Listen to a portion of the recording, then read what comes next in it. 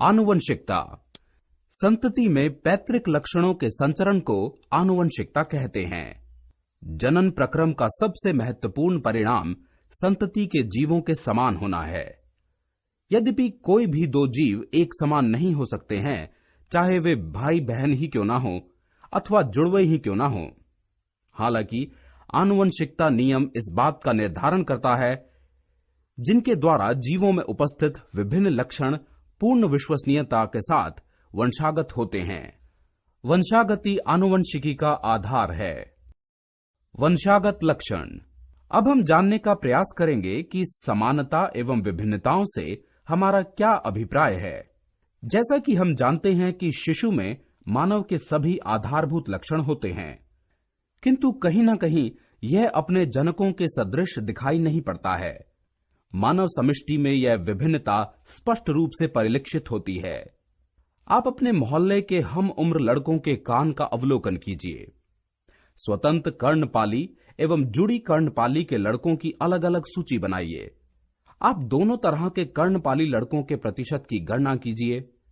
अब प्रत्येक लड़के के कर्णपाली के प्रकार को उनके जनक से तुलना कीजिए। आप पाएंगे कि ये भौतिक गुण वंशागत होते हैं। ये गुण आनुवंशिकता के कुछ खास नियम का पालन करते हैं। ये गुण माता पिता से आनुवंशिक पदार्थ डीएनए द्वारा संतानों में लाए जाते हैं। अतः हम कह सकते हैं कि प्रत्येक लक्षण माता पिता के डीएनए द्वारा संतानों में स्थानांतरित होते हैं तथा लक्षणों का प्रकट होना पूर्णतः डीएनए पर निर्भर करता है। लक्षणों की वंशागति के नियम। ग्रेगर जॉन मेंडल 1822 से 1884। मेंडल ऑस्ट्रिया में बून नामक स्थान के एक मठ में पादरी थे। वे प्राकृतिक विज्ञान के शिक्षक थे। अपने धार्मिक कार्यों के अतिरिक्त मेंडल को बागवानी में बहुत रुचि थी। उन्होंने मटर पर प्रयोग करना प्रारंभ किया। मेंडल ने अपने प्रयोग में विज्ञान एवं गणितीय ज्ञान को सम्मिश्रित किया। मेंडल ने मटर के पौधे के उन लक्षणों पर विचार किया जो सर्वथा विपरीतार्थ थे। मेंडल ने कठिन परिश्रम द्वारा अपने प्रयोगों के आधार पर सांख्यिकीय आंकड़े तैयार किए, जिससे उन्हें वंशागत नियमों के प्रतिपादन में सहायता मिली। मेंडल के अनुसंधान नेचुरल हिस्टोरिकल सोसाइटी ऑफ बून की पत्रिका में प्रकाशित हुए।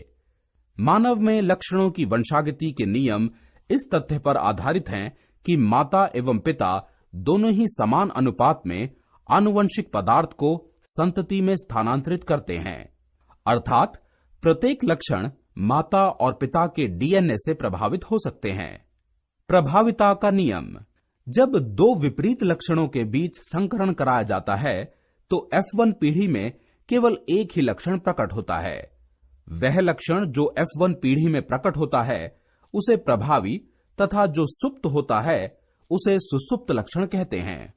मेंडल के प्रयोग में डबल कैपिटल टी एवं कैपिटल टी स्मॉल टी दोनों ही लंबे पौधे हैं, जबकि केवल डबल स्मॉल टी पौधे बौने हैं। हम कह सकते हैं कि कैपिटल टी की एक प्रति ही पौधे को लंबे बनाने के लिए पर्याप्त है, जबकि बौनेपन के लिए स्मॉल टी की दोनों प्रतियां स्मॉल टी यानी डबल स्मॉल टी ही होनी चाहिए।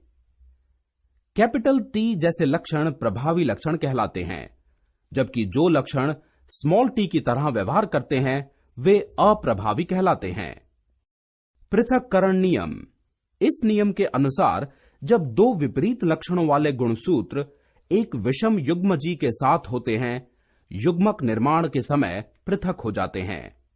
मेंडल ने मटर के पौधे के अनेक विकल्पी यानी विप्रयासी लक्षणों का अध्ययन किया, जो स्थूल रूप से दिखाई देते हैं, जैसे गोल या झुर्रीदार बीज, लंबे नाटे पौधे, बैंगनी या सफेद फूल आदि। स्वतंत्र अपव्यूहन का नियम। मेंडल ने अपने प्रयोग में दो लक्षणों के बीच संकरण कराया और स्वतंत्र अपव्यूहन का नियम प्रतिपादित किया। इस नियम के अनुसार विभिन्न लक्षणों के जीन भिन्न गुणसूत्रों पर होते ही तथा युग्मक निर्माण के समय स्वतंत्र रूप से लक्षित होते हैं।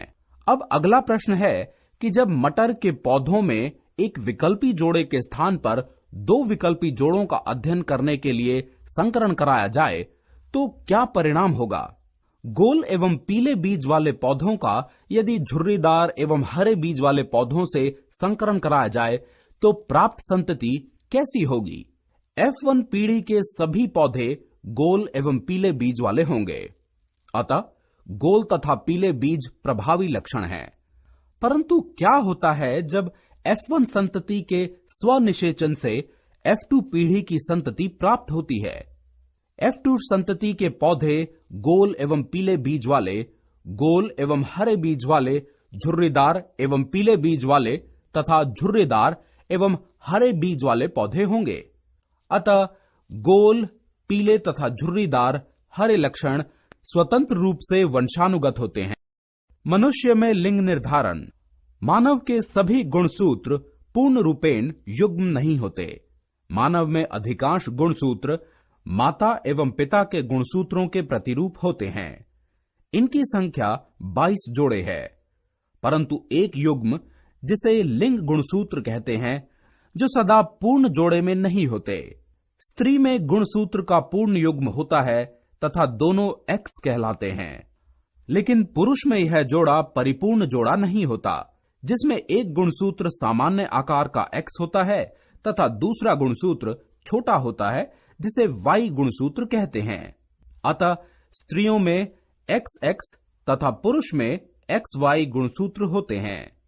मानव के सभी बच्चे, चाहे वह लड़का हो या लड़की, अपनी माता से X गुणसूत्र प्राप्त करते हैं। अतः बच्चों का लिंग निर्धारण इस बात पर निर्भर करता है कि उन्हें अपने पिता से किस प्रकार का गुणसूत्र प्राप्त हुआ है। जिस बच्चे को अपने पिता से X गुणसूत्र वंशानुगत हुआ है वह लड़की, एवं जिस बच्चे को अपने पिता से Y गुणसूत्र वंशानुगत हुआ है वह लड़का होगा। जैव विकास।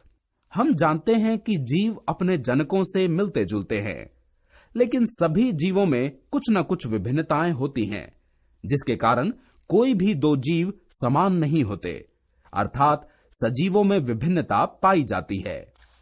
इस विविधता के कारण पृथ्वी पर जंतुओं और पौधों की 17 लाख से भी अधिक प्रजातियां विद्यमान हैं।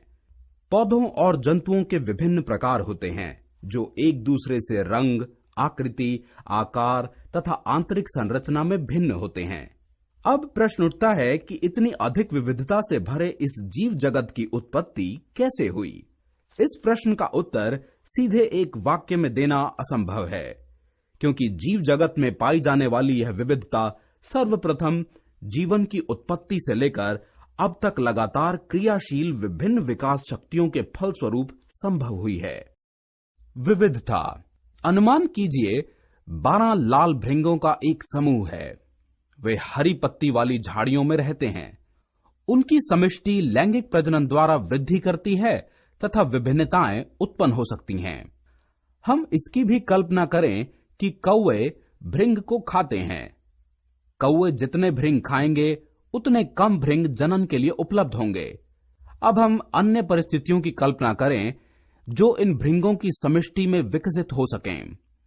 प्रथम स्थिति में जनन के दौरान एक रंग की विभिन्नता का उद्भव हो सकता है, जिससे समष्टि में लाल के बजाय एक हरा भृंग दिखाई देता है। हरा भृंग अपना रंग अपनी संतान को वंशागत करता है। फलस्वरूप सारी संतति का रंग हरा होगा। कौवे हरी पत्तियों की झाड़ियों में हरे भृंग को नहीं देख पाते, अतः उन्हें नहीं खा पाते। हरे भृंग की संतति का शिकार नहीं होता, जबकि लाल भृंग की संतति लगातार शिकार होती रहती है। परिणाम स्वरूप भृंगों की समष्टि में लाल की अपेक्षा हरे भृंगों की संख्या बढ़ती जाती है। दूसरी स्थिति में जनन के समय एक रंग की विभिन्नता का उद्भव होता है, परंतु इस समय भृंग का रंग लाल के स्थान पर नीला है। यह भृंग भी अपना रंग संतति को वंशानुगत करता है। परिणाम स्वरूप इस भृंग की सारी संतति नीली होती है। कौवे नीले एवं लाल भृंगों को हरी पत्तियों में पहचान कर उन्हें खा सकते हैं। प्रारंभ में समष्टि का आकार जैसे जैसे बढ़ता है उसमें बहुत कम नीले भृंग हैं, जबकि अधिकतर भृंग लाल हैं। परंतु इस स्थिति में एक हाथी वहां आकर उन झाड़ियों को रौंद देता है जिसमें भृंग रहते थे। इससे बहुत सारे भृंग मर जाते हैं। संयोग से कुछ नीले भृंग बच जाते हैं। इनकी समष्टि धीरे धीरे बढ़ती है, परंतु इसमें अधिकतर भृंग नीले हैं। चार्ल्स रॉबर्ट डार्विन 1809 से 1882। चार्ल्स डार्विन ने 22 वर्ष की अवस्था में साहसिक समुद्री यात्रा की। 5 वर्षों में उन्होंने दक्षिणी अमेरिका तथा इसके विभिन्न द्वीपों की यात्रा की। इस यात्रा का उद्देश्य पृथ्वी पर जैव विविधता के स्वरूप का ज्ञान प्राप्त करना था। उनकी इस यात्रा ने जैव विविधता के विषय में उस समय व्याप्त दृष्टिकोण को सदा के लिए बदल दिया। उन्होंने अनेक प्रयोग किए। अपने प्रयोगों के आधार पर उन्होंने प्राकृतिक वर्ण द्वारा जैव विकास के सिद्धांत की परिकल्पना की। वे यह नहीं जानते थे कि किस विधि द्वारा स्पीशीज में विभिन्नताएं आती हैं। वे ना तो मेंडल को जानते थे और ना ही उनके कार्य के विषय में जानते थे। डार्विन ने निष्कर्ष निकाला कि स्पीशीज की उत्पत्ति प्राकृतिक वर्ण के द्वारा हुई है। डार्विन एक प्रकृति शास्त्री भी थे। उनका एक शोध भूमि की उर्वरता बनाने में केंचुओं की भूमिका के विषय में था। संक्षेप में हम कह सकते हैं कि चार्ल्स डार्विन के आगमन के साथ विकास संबंधी अवधारणाओं में क्रांतिकारी परिवर्तन हुए। जीवन की उत्पत्ति।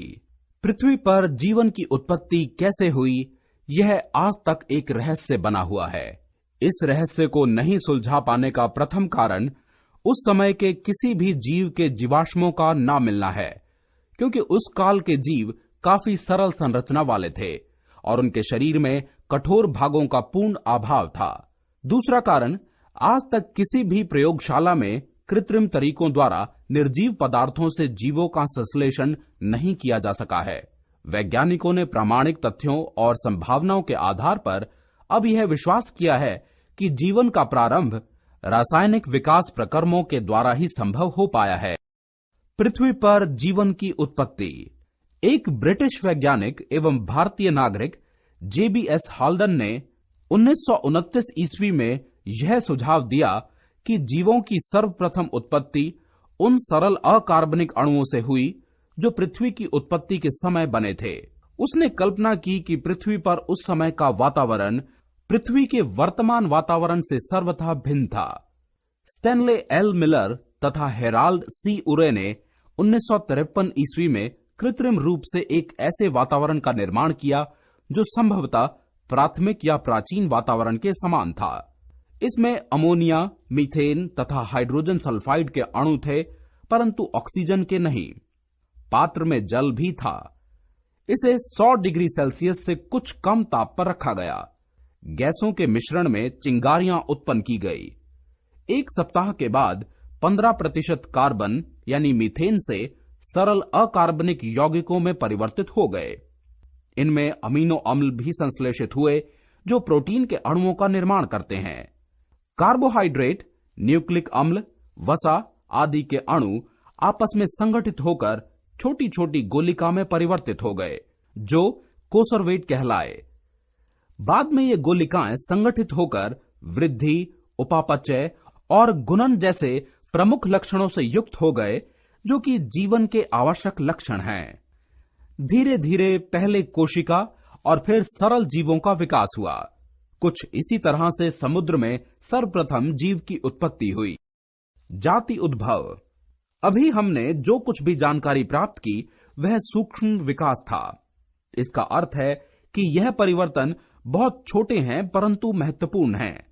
ये विशिष्ट स्पीशीज की समष्टि के समान लक्षणों में परिवर्तन लाते हैं, परंतु इससे यह नहीं समझा जा सकता कि नई स्पीशीज या जाति का उद्भव किस प्रकार होता है। यह तभी कहा जा सकता था जबकि भृंगों का यह समूह 2 भिन्न समष्टियों में बंट जाए और आपस में जनन करने में असमर्थ हो। जब यह स्थिति उत्पन्न हो जाती है तब हम उन्हें 2 स्वतंत्र स्पीशीज कह सकते हैं। विस्थानिक जाति उद्भव। अनुमान लगाइए यदि वे झाड़ियां जिन पर भृंग भोजन के लिए निर्भर करते हैं एक पर्वत श्रृंखला के वृहद क्षेत्र में फैल जाएं, परिणामतः समष्टि का आकार भी विशाल हो जाता है। परंतु व्यष्टि भृंग अपने भोजन के लिए जीवन भर अपने आसपास की कुछ झाड़ियों पर ही निर्भर करते हैं। वे बहुत दूर नहीं जा सकते। अतः भृंगों की इस विशाल समष्टि के आसपास उप समष्टि होगी। चूंकि नर एवं मादा भृंग जनन के लिए आवश्यक हैं, अतः जनन प्राय इन उप समष्टियों के सदस्य के मध्य ही होगा। कुछ साहसी भृंग एक स्थान से दूसरे स्थान पर जा सकते हैं, अथवा कौवा एक भृंग को एक स्थान से उठाकर बिना हानि पहुंचाए दूसरे स्थान पर छोड़ देता है। दोनों ही स्थितियों में अप्रवासी भृंग स्थानीय समष्टि के साथ ही जनन करेगा। परिणामतः अप्रवासी भृंग के जीन नई समष्टि में प्रविष्ट हो जाएंगे। इस प्रकार का जीन प्रवाह उन समष्टियों में होता रहता है जो आंशिक रूप से अलग अलग हैं, परंतु पूर्ण रूपेण अलग नहीं हुई हैं।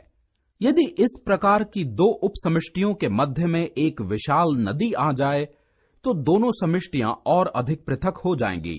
दोनों के मध्य में जीन प्रवाह का स्तर और भी कम हो जाएगा। स्थानिक जाति उद्भव। उत्तरोत्तर पीढ़ियों में आनुवंशिक विचलन प्रत्येक उप समष्टि में विभिन्न परिवर्तनों का संग्रहण हो जाएगा। भौगोलिक रूप से भिन्न इन समष्टियों में प्राकृतिक चयन का तरीका भी भिन्न होगा। उदाहरण के लिए एक उप समष्टि की सीमा में चील या उकाब द्वारा कौवे समाप्त हो जाते हैं, परंतु दूसरी उप समष्टि में यह घटना नहीं होती, जहां पर कौवों की संख्या अधिक है। परिणामतः पहले स्थान पर भृंगों के हरा रंग का प्राकृतिक चयन नहीं होगा, जबकि दूसरे स्थान पर इसका चयन होगा। भृंगों की इन पृथक उप समष्टियों में आनुवंशिक विचलन एवं प्राकृतिक चयन के संयुक्त प्रभाव के कारण प्रत्येक समष्टि एक दूसरे से अधिक भिन्न होती जाती है। अंततः इन समष्टियों के सदस्य आपस में एक दूसरे से मिलने के बाद भी अंतर्जनन में असमर्थ हो जाते हैं। आकस्मिक जाति उद्भव। इस प्रकार का परिवर्तन अनेक तरीकों द्वारा संभव हो सकता है। यदि डीएनए में यह परिवर्तन पर्याप्त है, जैसे गुणसूत्रों की संख्या में परिवर्तन, तो दो समष्टियों के सदस्यों की जनन कोशिकाएं या युग्मकों संलयन करने में असमर्थ हो सकती हैं। यह भी संभव है कि ऐसी विभिन्नता उत्पन्न हो जाए जिसमें हरे रंग की मादा भृंग लाल रंग के नर भृंग के साथ जनन की क्षमता ही खो दे। वह केवल हरे रंग के नर भृंग के साथ ही जनन कर सकते हैं। यह हरा रंग प्राकृतिक वर्ण के लिए एक अत्यंत दृढ़ परिस्थिति है। अब यदि ऐसी हरी मादा भृंग दूसरे समूह के लाल नर भृंग से मिलती है तो उसका व्यवहार ऐसा होगा कि जनन ना हो। परिणामतः भृंगों की नई जाति का उद्भव होता है। विकास एवं वर्गीकरण। स्पीशीज किसी जीव के वर्गीकरण का मूलभूत आधार एवं इकाई है। उपरोक्त सिद्धांतों के आधार पर हम अपने चारों ओर पाई जाने वाली विभिन्न स्पीशीज के बीच विकासीय संबंध स्थापित कर सकते हैं। हम ऐसा विभिन्न स्पीशीज के अभिलक्षणों के पदानुक्रम का निर्धारण करके कर सकते हैं। विभिन्न जीवों के मध्य समानताएं हमें उन जीवों को एक समूह में रखने और फिर उनके अध्ययन का अवसर प्रदान करती हैं। अब प्रश्न यह है कि कौन से अभिलक्षण जीवों के मध्य आधारभूत विभिन्नताओं का निर्णय करते हैं तथा कौन से अभिलक्षण कम महत्वपूर्ण अंतरों का निर्णय लेते हैं। अभिलक्षणों से हमारा क्या अभिप्राय है? बाह्य आकृति अथवा व्यवहार का विवरण अभिलक्षण कहलाता है। दूसरे शब्दों में विशेष स्वरूप अथवा विशेष प्राकार्य अभिलक्षण कहलाती है। हमारे 4 पाद होते हैं, यह एक अभिलक्षण है। पौधों में प्रकाश संश्लेषण होता है, यह भी एक अभिलक्षण है। इस प्रकार हम स्पीशीज के ऐसे समूह का निर्माण कर सकते हैं जिनके पूर्वज निकट अतीत में समान थे। इसके बाद इन समूहों का एक बड़ा समूह बना सकते हैं जिनके पूर्वज अपेक्षाकृत अधिक दूर के हों। सैद्धांतिक रूप से इस प्रकार अतीत की कड़ियों का निर्माण करते हुए हम विकास की प्रारंभिक स्थिति तक पहुंच सकते हैं जहां मात्र एक ही स्पीशीज थी। यदि यह सत्य है तो जीवन की उत्पत्ति अवयव ही अजैविक पदार्थों से हुई होगी। जीवन की उत्पत्ति किस प्रकार संभव हुई, इसके विषय में अनेक सिद्धांत। विकासीय संबंध खोजना। समवृत्त या समजात अभिलक्षण। विकासीय संबंधों को जानने के लिए हम समान अभिलक्षणों की पहचान करते हैं। विभिन्न जीवों में यह अभिलक्षण समान होंगे क्योंकि वे समान जनक से वंशानुगत हुए हैं। जैसे पक्षियों, सरीसृप, एवं जल स्थल चर की भांति ही स्तनधारियों के 4 पाद होते हैं। सभी में पादों की आधारभूत संरचना एक समान है। यद्यपि विभिन्न कुशेरुकों में भिन्न भिन्न कार्य करने के लिए इनमें रूपांतरण हुआ है, फिर भी पाद की आधारभूत संरचना एक समान है। ऐसे समजात अभिलक्षण से भिन्न दिखाई देने वाली विभिन्न स्पीशीज के बीच विकासीय संबंध की पहचान करने में सहायता मिलती। समरूप अभिलक्षण किसी अंग की आकृति में समानताएं होने का एकमात्र कारण समान पूर्वज परंपरा नहीं है। जैसे पक्षी एवं चमगादड़ के पंख होते हैं, परंतु गिलहरी एवं छिपकली के नहीं। अब यहां प्रश्न उठता है कि क्या पक्षी एवं चमगादड़ों के बीच का संबंध गिलहरी अथवा छिपकली की अपेक्षा अधिक घनिष्ठ है? इस प्रश्न का उत्तर देने से पहले हमें पक्षी एवं चमगादड़ के पंखों का और बारीकी से अध्ययन करना होगा। बारीकी से देखने पर हमें पता चलता है कि चमगादड़ के पंख मुख्यतः उसकी दीर्घकृत उंगली के मध्य की त्वचा के फैलने से बने हैं, परंतु पक्षी के पंख उसकी पूरी अग्र बाहु की त्वचा के फैलाव से बनता है, जो परों से ढकी रहती है। अतः 2 पंखों के अभिकल्प, उनकी संरचना एवं संघटकों में बहुत अंतर है। वे एक जैसे दिखाई देते हैं क्योंकि वे उड़ने के लिए इसका उपयोग करते हैं, परंतु सभी की उत्पत्ति पूर्णतः समान नहीं है। इस कारण यह उन्हें समरूप अभिलक्षण बनाता है, न कि समजात अभिलक्षण। जीवाश्म भूतकाल में पाए जाने वाले जीवों के अवशेष हैं जो पत्थरों, बर्फ की परतों आदि में सुरक्षित हो गए हैं। हजारों वर्षों से लोगों को खुदाई के दौरान ऐसे पत्थरों के टुकड़े मिलते हैं जो कि जीवों के कवच, हड्डी, शल्क, लकड़ी आदि से काफी मिलते जुलते प्रतीत होते हैं। वास्तव में ये भूतकाल में विभिन्न जंतुओं और पौधों के विभिन्न भाग हैं जो इन पत्थरों के बीच किसी प्रकार से दब गए और इन पत्थरों में अपनी छाप छोड़ गए। इन्हें ही जीवाश्म कहते हैं। जीवाश्म का शाब्दिक अर्थ है खोदकर निकाली गई कोई वस्तु। अंगों की संरचना केवल वर्तमान स्पीशीज पर ही नहीं की जा सकती, वरन उन स्पीशीज पर भी की जा सकती है जो अब जीवित नहीं है। हम जीवाश्म द्वारा ही जान पाते हैं कि ये विलुप्त स्पीशीज कभी अस्तित्व में भी थी। सामान्यतः जीव की मृत्यु के बाद उसके शरीर का अपघटन हो जाता है तथा वह समाप्त हो जाता है, परंतु कभी कभी जीव अथवा उसके कुछ भाग ऐसे वातावरण में चले जाते हैं जिसके कारण इनका अपघटन पूरी तरह से नहीं हो पाता। जैसे यदि कोई मृत कीट गर्म मिट्टी में सूखकर कठोर हो जाए तथा उसमें कीट के शरीर की छाप सुरक्षित रह जाए, जीव के इस प्रकार के सुरक्षित अवशेष जीवाश्म कहलाते हैं। अब प्रश्न उठता है कि हम कैसे जान पाते हैं कि जीवाश्म कितने पुराने हैं। इसके आकलन की 2 विधि हैं। पहली विधि है सापेक्ष और दूसरी विधि है फॉसिल डेटिंग। भूवैज्ञानिकों ने पृथ्वी के विभिन्न भागों के बनने की प्रक्रिया का पता लगाया है। पृथ्वी का ऊपरी भाग मिट्टी, बालू आदि से बना है, लेकिन अंदर से यह चट्टानों की विभिन्न परतों से बना हुआ है। अध्ययनों से यह पता चला कि सबसे नीचे पाए जाने वाले परत सबसे पुराने हैं और ऊपर की परतें अपेक्षाकृत नई हैं। संघन तथा मोटी परतें यह दर्शाती हैं कि लंबी अवधि तक लगातार निक्षेपण होते रहने से इन परतों का निर्माण हुआ। पतली परतों का निर्माण अपेक्षाकृत कम समय में कम निक्षेपण की मात्रा से हुआ।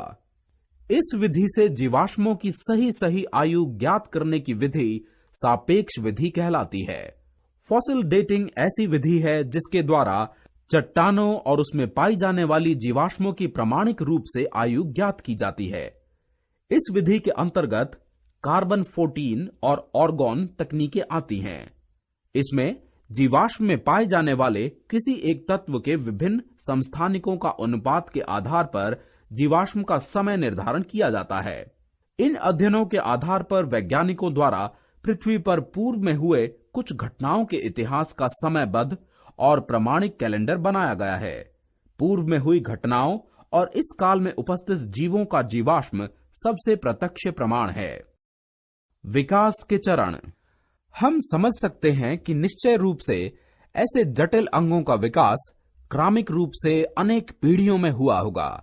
अब प्रश्न उठता है कि बीच में परिवर्तन किस प्रकार चयनित होते हैं। इस प्रश्न के उत्तर के लिए अनेक संभावित स्पष्टीकरण हैं।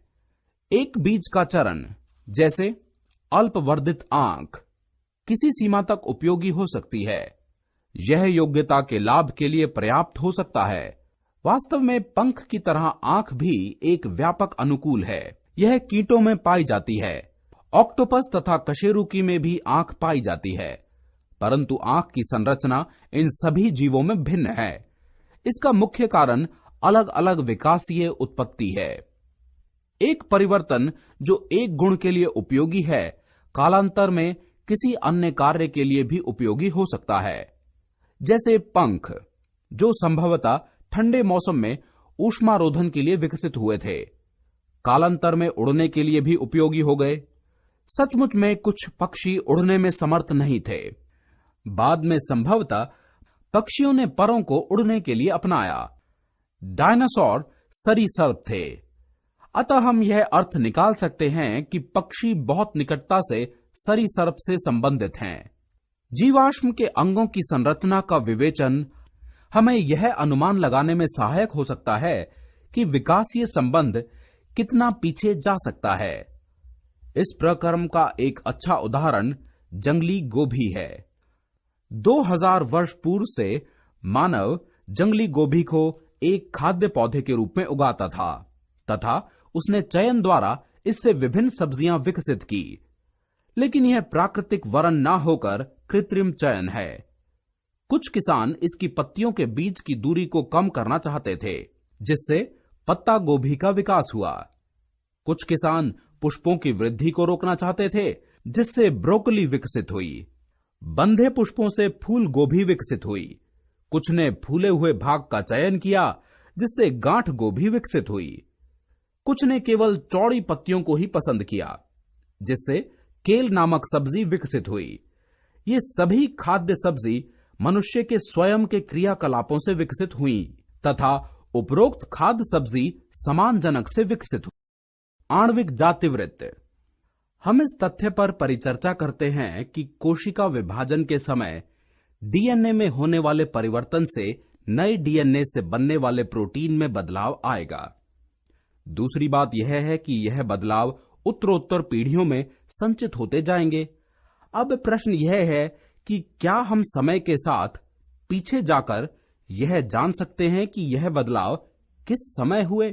आणविक जातिवृत्त वास्तव में यही करता है। इसमें दूरस्थ संबंधी जीवों के डीएनए में ये विभिन्नताएं अधिक संख्या में संचित होंगी। इस प्रकार के अध्ययन विकासीय संबंधों को खोजने में सहायता करते हैं तथा विभिन्न जीवों के बीच आणविक जातिवृत्त द्वारा स्थापित संबंध वर्गीकरण में मदद करते हैं। विकास को प्रगति के समान नहीं मानना चाहिए। वास्तव में जैव विकास के सिद्धांत का अर्थ कोई वास्तविक प्रगति नहीं है।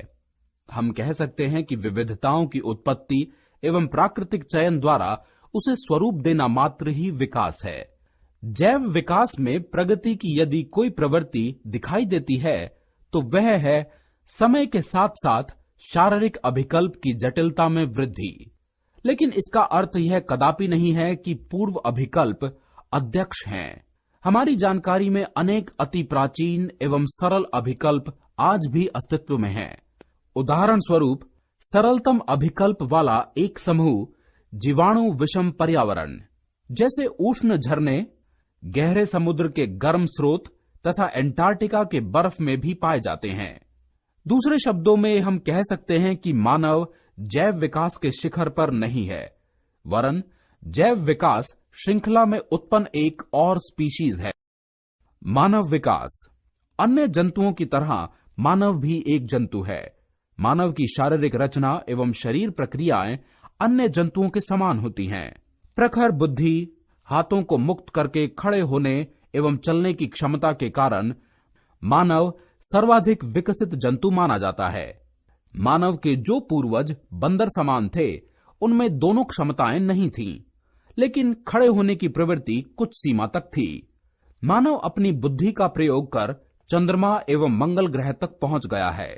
ये अन्य जंतुओं की तुलना में अधिक बुद्धिमान थे। अपने बुद्धि का प्रयोग कर मानव ने कल्पनातीत काम किया है। अपनी बुद्धिमत्ता के कारण ही मानव आज विश्व के सभी जीवों को अपने लाभ के लिए इच्छित रूप से उपयोग कर रहा है। आधुनिक मानव इतिहास। आधुनिक मानव स्पीशीज होमोसेपियंस के सर्वप्रथम यानी प्राचीनतम सदस्यों को वहीं पर खोजा जा सकता है।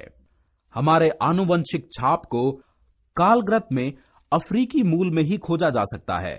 कुछ हजार वर्ष पूर्व हमारे पूर्वजों ने अफ्रीका छोड़ दिया, जबकि कुछ वहीं रह गए।